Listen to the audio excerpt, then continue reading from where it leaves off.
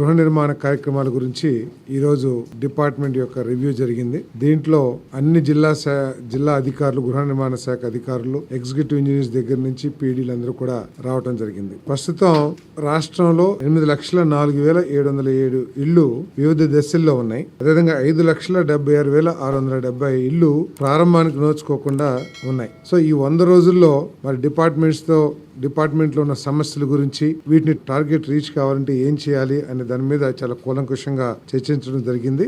రాబోయే 100 రోజుల్లో 1,28,000 గృహాలని పూర్తి చేయాలని చెప్పేసి, ముఖ్యంగా రూఫ్ లెవెల్ కి వచ్చిన ఇళ్లన్నీ కూడా పూర్తి చేయాలని లక్ష్యాన్ని నిర్ణయించుకున్నామని చెప్పేసి మనం చేస్తా ఉన్నాను. ఈ లక్ష్యాన్ని చేరటం కోసం దాదాపు 2,000 కోట్ల రూపాయలు నిధులు అవసరం అవుతాయి.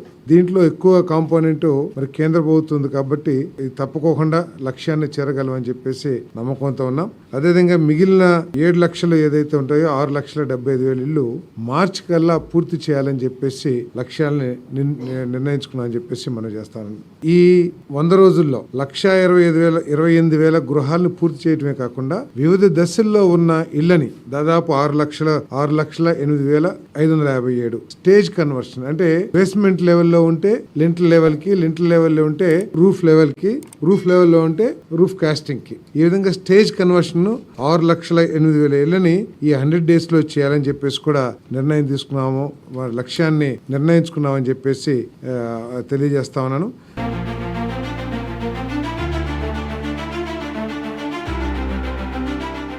Like, share and subscribe to Rajaniti channel.